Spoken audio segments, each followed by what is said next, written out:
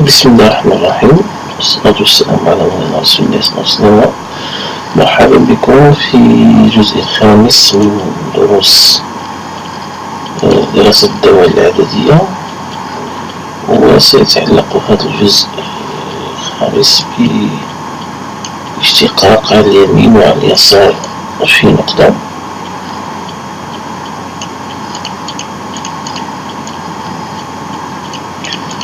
اشتقاق على اليمين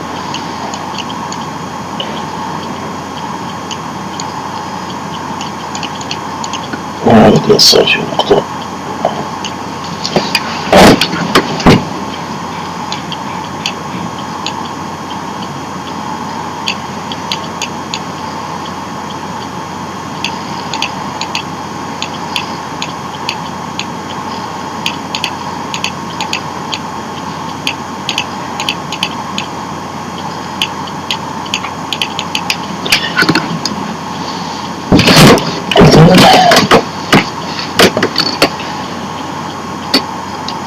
نعتبر كالمعتاد نعتبر F ضلة عددية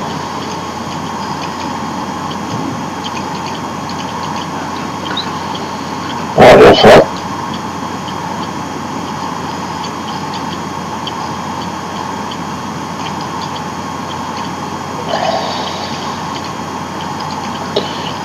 على مجال E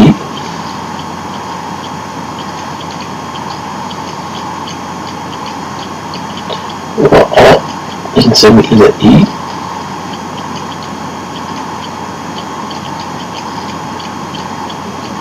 إذا نقول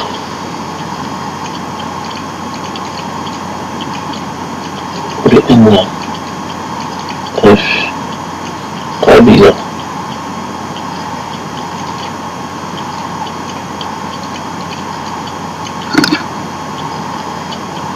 قابلة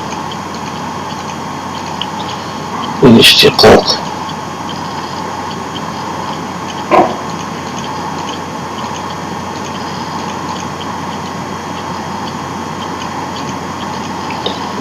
على اليمين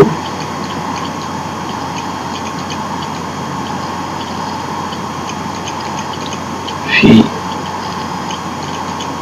A نقطة A، إذا وفقط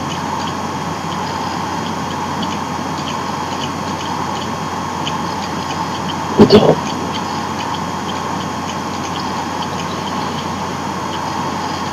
كانت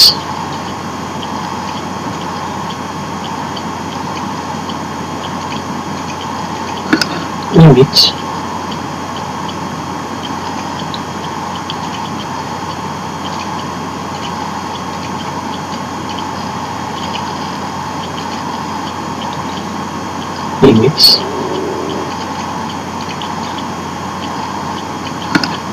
f de x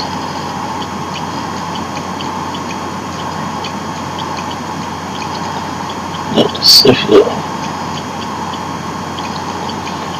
على x ناقص حينما تكون x إلى O، نعبر عليها بالأو حينما تبقى x أكبر من O، وفي المجال الذي تكون فيه x أكبر من O تساوي عدد حقيقي نعبر عليه بF من O T F بريم على droite يكون T مشتقة F في النقطة A على اليمين في النقطة A F T بشكل مماثل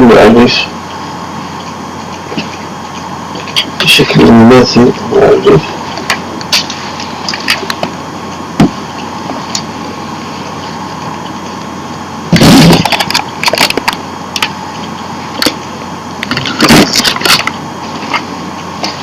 اشتقاق على اليسار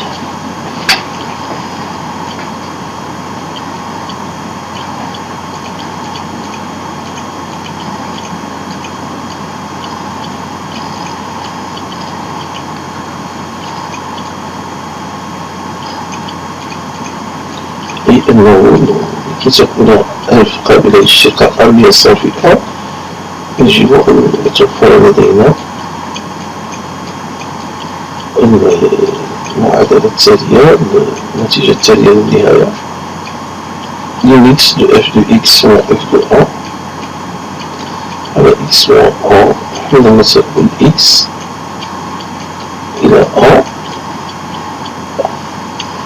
وتبقى x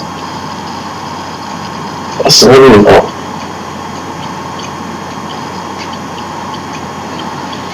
هذه المرة تساوي، إذا كانت تساوي عددا حقيقيا يسمى مشتقة f على اليسار في A f prime de A g gauche.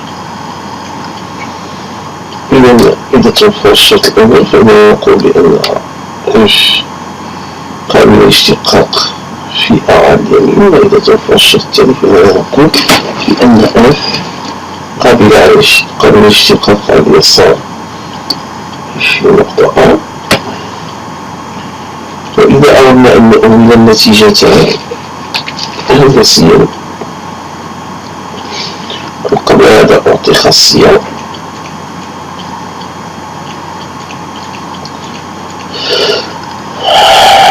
إذا توفر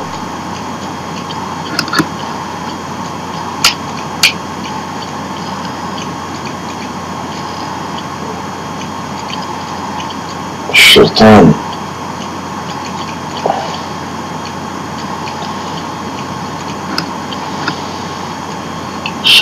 وتكون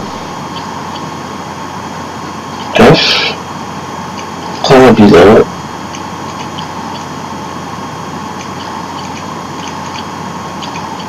للاشتقاق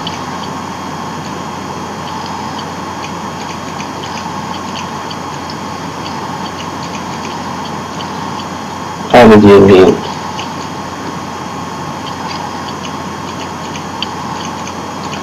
وعلى اليسار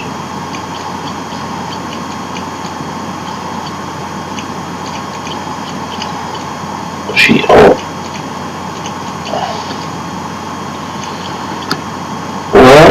ونتوفر الشرط الثاني وهو أن تكون f بريم A ضغط D تساوي f بريم de A à gauche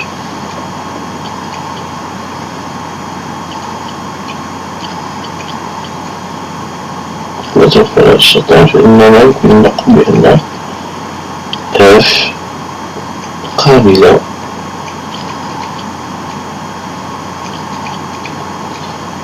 للاشتقاق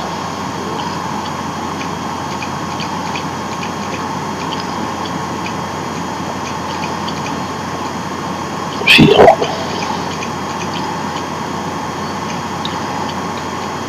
فتوجد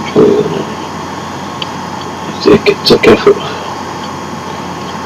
f تكون قابلة للاشتقاق في A إذا كانت f قابلة للاشتقاق على اليمين وعلى اليسار في A، والعدد المشتق في A يساوي في A على اليمين يساوي العدد المشتق في A على اليسار.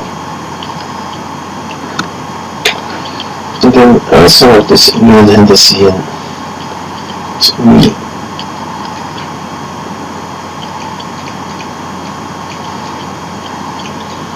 هندسي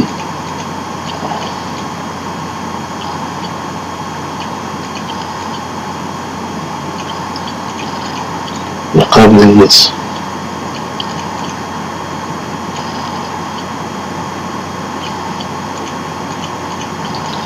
اشتقاق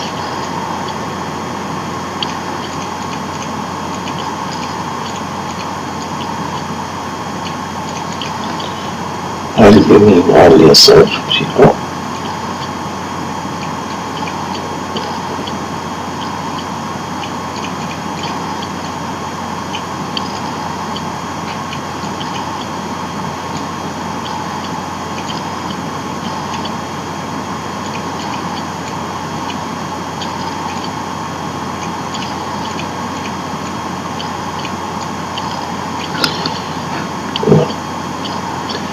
فإن على اليمين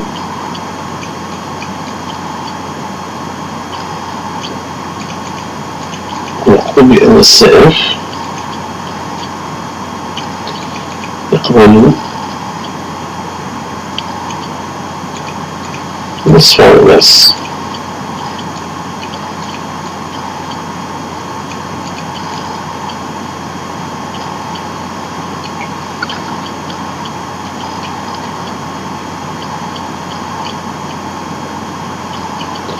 وعدده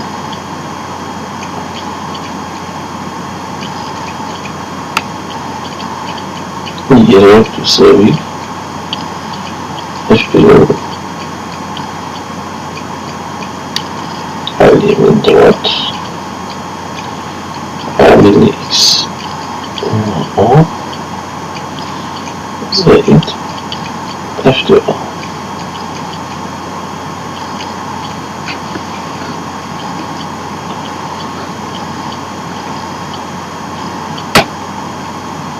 ضربنا المعدل عنه في عدم متعامد، هذا نصف النص مثلا، ويكون منحنى الدالة ما من هذا الاتجاه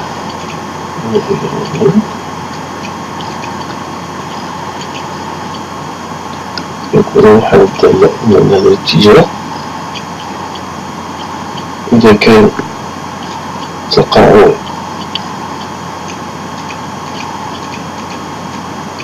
نحو الآلة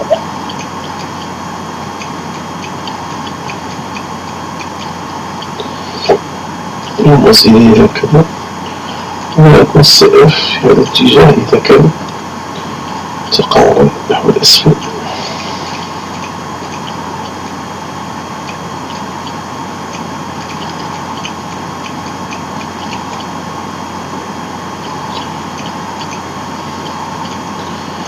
كما سندرس في الحصة المقبلة أو في الجزء المقبل، لكي يكون التقاعد باتجاه الأعلى يجب أن تكون اف سكوند الدالة المشتقة الثانية موجبة على المجال ما، لكي يكون التقاعد إلى الأعلى ولكي يكون التقاعد نحو الأسفل وأن تكون اف سكوند الدالة المشتقة الثانية سالبة.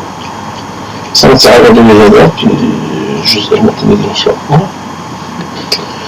إذن وهذا بالنسبة لنفس الشيء يقال بتأويل الاشتقاق على اليسار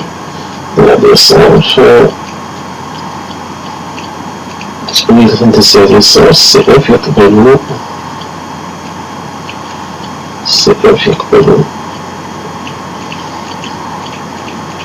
نصف النص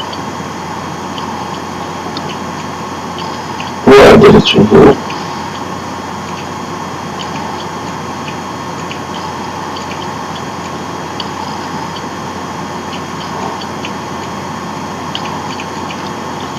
الجرائد تساوي اف بالمكواش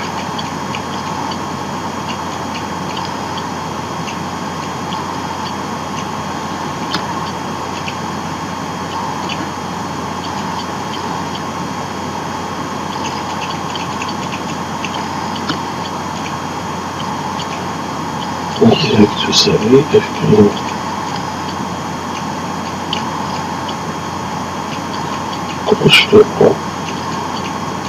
x moins 1 زائد f2.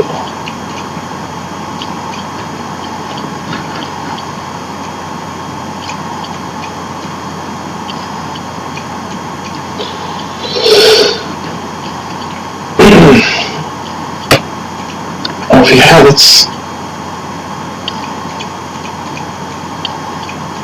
ما إذا كان f دوات في A يخالف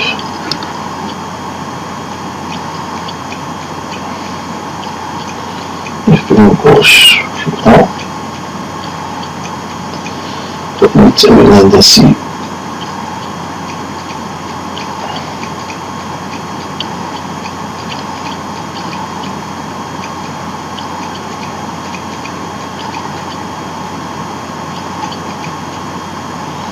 يكون كالتالي: نحصل على نصفي الماس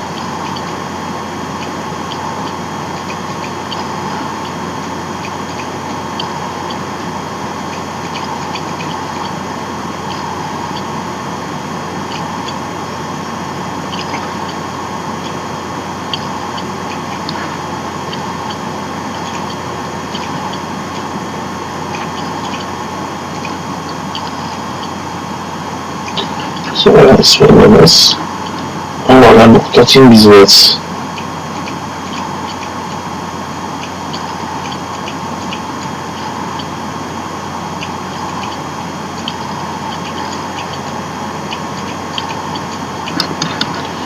إذا أردنا أن نرسم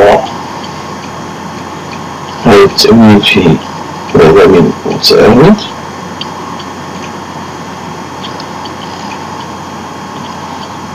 نرمز إلى نصف الماس الأول،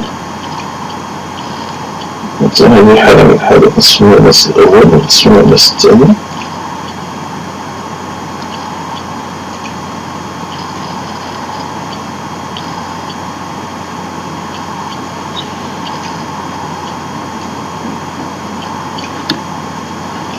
إذا كانت تقارب موجه نحو الأعلى، وربما يكون تقارب موجه نحو الأسفل، فهذا تغيير الشكل المنحنى.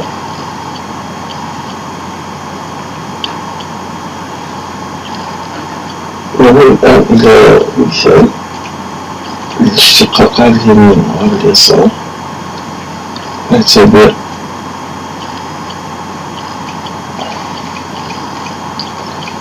دالة عددية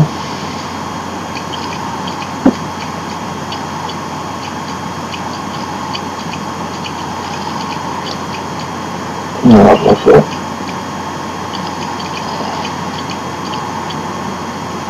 بمعادن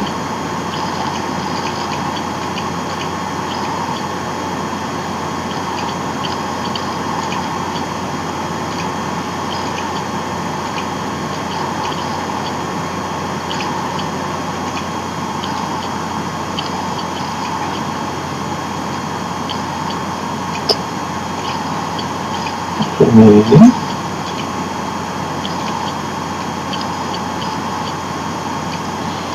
f de x تساوي 2 ناقص x مربع إذا كانت x أكبر أو تساوي 1، و f de x تساوي 1 على x إذا كانت x أصغر قطعا من 1.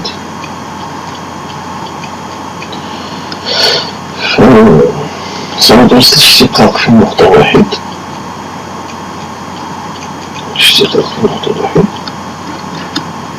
فإذا مباشرة نحسب ليميت f de x ناقص f de a، ونختار هذا السبب من اليمين أو من اليسار. إذا بدأنا من اليمين،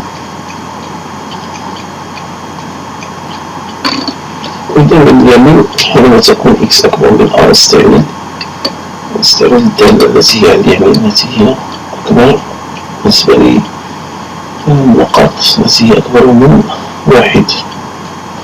إذا 2 ناقص x مربع f1 هي 1 نقول على x ناقص 1 حينما تكون x إلى 1 تبقى لدينا 1 ناقص x مربع على x ناقص 1 moins x carré على x ناقص 1 حينما تكون x إلى 1 على اليمين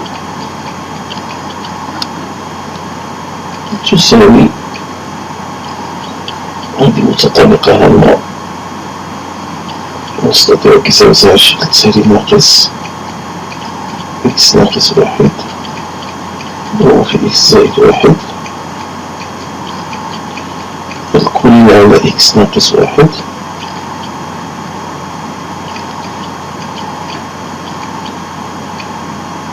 ليميت حينما تبلغ إكس إلى واحد زائد نختزل بإكس ناقص واحد تساوي اثنان وهذه هي اف بريم دوات اف بريم دوات دو ان بشكل مماثل نحسب اف بريم gauche بسهولة مباشرة في الجوش دو ان تساوي ناقص واحد نتيجة اف غير قابلة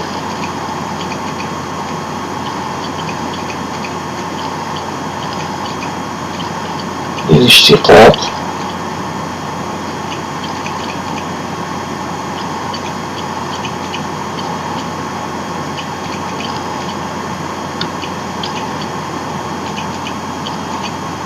في النقطة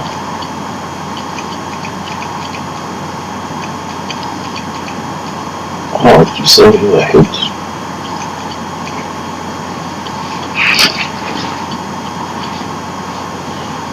ولكنها قابلة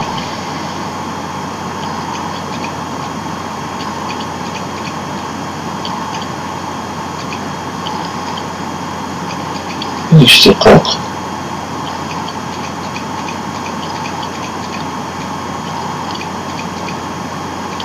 على اليمين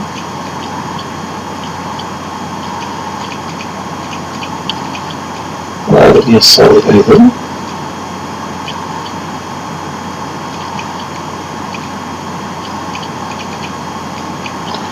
في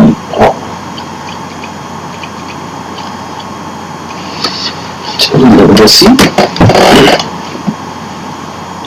سي اف قبل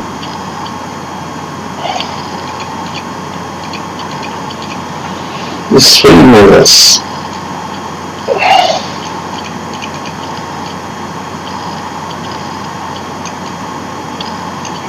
معادلة ممسات إياك تساوي اف بريم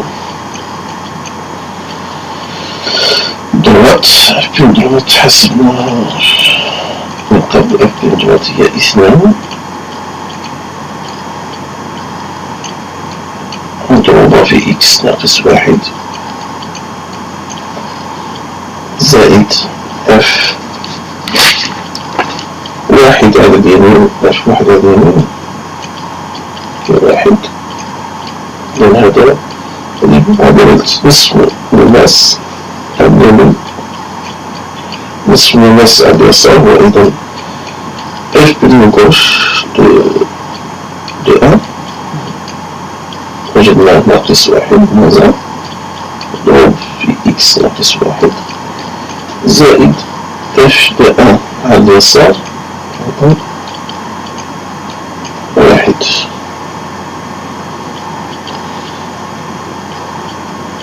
يمكننا أن نحسب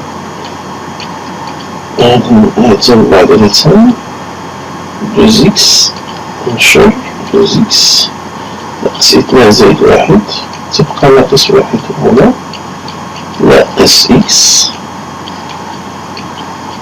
زائد واحد زائد واحد إذن زائد اثنان نصفي الماس بهاتين المعادلتين هي إكس ناقص واحد هنا اثنان ناقص إكس نستطيع أن نتنبأ بمنحنى الدالة على مجال تعريفها أننا نعرف أن دالة مكونة من دالتين، دالة معروفة على واحد زائد ما لا نهاية، والأخرى تستثنى منها نقطة صفر معروفة على ناقص ما لا نهاية واحد، ولكن نستثنى نقطة صفر. وفي نقطة صفر نجد مقارب عمودي عدالته x تساوي صفر، فإذا غيرنا الألوان مقارب مائل مقارب عمودي عدالته x تساوي صفر، لماذا؟ لأن ليميت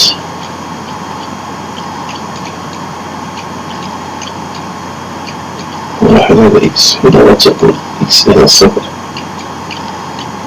تساوي ما لا نهاية.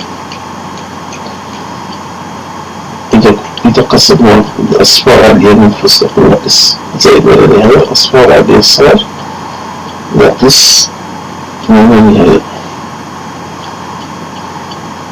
هذا مقارب عمودي. وأيضا نستطيع أن نرسم ممسات. الممس الأول نقطة 2x موازا في النقطة التي أفصلها واحد f واحد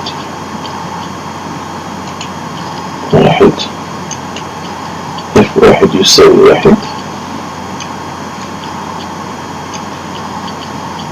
نستخرج أيضا صورة صفر، صورة صفر هي ناقص واحد.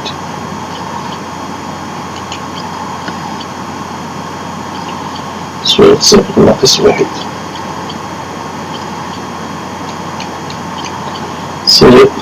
سيكون نصف المماس على اليمين، نصف المماس ماذا نبحث عنه اليمين في A، نصف مماس آخر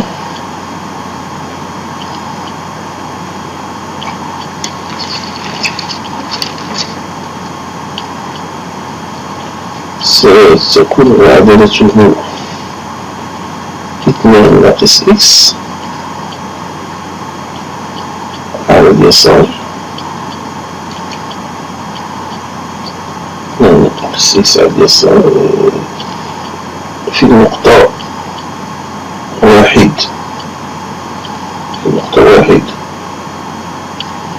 اف واحد في هذه الحالة اف واحد هي واحد،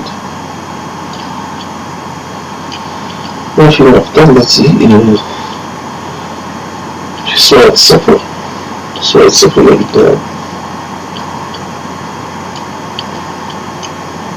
نقول على هذا الشكل.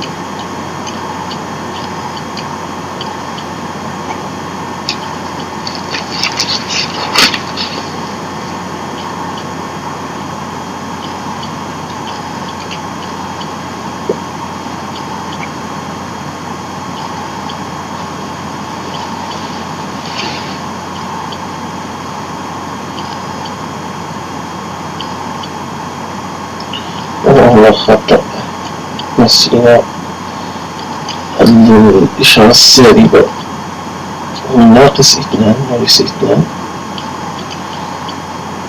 وسيتغير بعض الشيء بالمعادلات. هو ناقص 2 إذا سنحصل على ناقص 2 زائد 3. هذه هي معادلة نصف المماس، معادلة نصف المماس الأولى. يتغير هنا الوضع أيضا، اف واحد يساوي واحد، ولكن إشارة أو صورة صفر هي 3، وبالتالي فإن المقارب المائل اليمين له هذا الشكل. نعتذر على هذا الخطأ. بما أن f دو x تساوي 2 ناقص إكس كاري على اليمين، فمشتقة هذه الدالة نحسب مشتقة هذه الدالة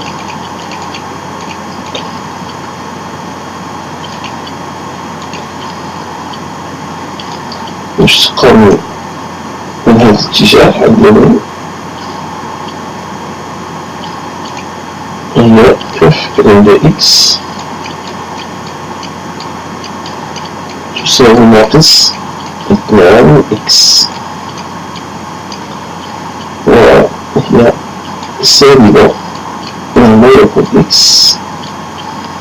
أكبر أو يساوي 1، فإن f عند x تكون سالبة. إذن f تناقصية على يمين في نقطة واحد. أما إذا كانت x أكبر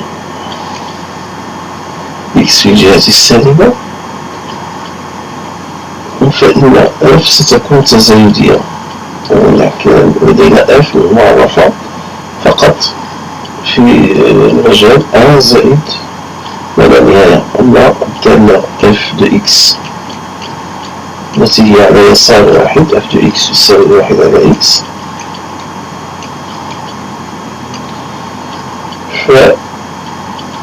فمشتقتها هي f de x تساوي ناقص 1 على x مربع، وهي أيضا سالبة قطعا على منافيني، سالبة على منافيني يعني على يسار واحد، وبالتالي فإننا سنحصل على رسم وعلى منحنى بهذا الشكل. وهذا مقارب عمودي ستكون دالة f موجهة بهذا الشكل،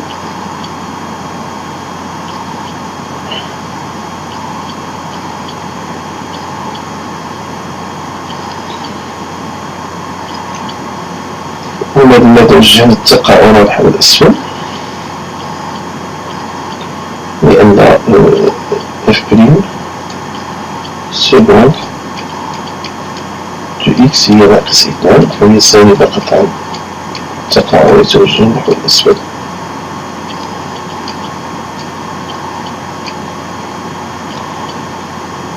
يجب أن نبحث عن نقاط الالتقاء. نقطة الالتقاء f de x ب x دائما نبحث عن حل معادلة f de x يساوي 0، وهي النقطة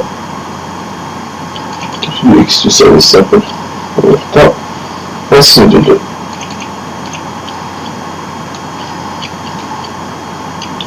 وستتوجه بشكل مقارب الشجري باتجاه محور الأراتب. لأن الليميت f de x حينما تعود x إلى زائد ما لا نهاية نحصل على زائد ما لا نهاية، وليميت f de x على x حينما تعود x إلى زائد ما لا نهاية نحصل أيضا على زائد ما لا نهاية. وفي الجهة الأخرى نبحث عن الصورة ناقص 1 إلى ناقص 1، ولدينا مقاربان، مقارب عددته x يساوي 0 ومقارب عددته y تساوي 0. فهذه المرحلة تقريبا بهذا الشكل. في الدرس المقبل سنقص إن شاء الله الدورة الاعتيادية، اشتقاق الدورة الاعتيادية على مجال تعريفها. نلتقى والسلام عليكم.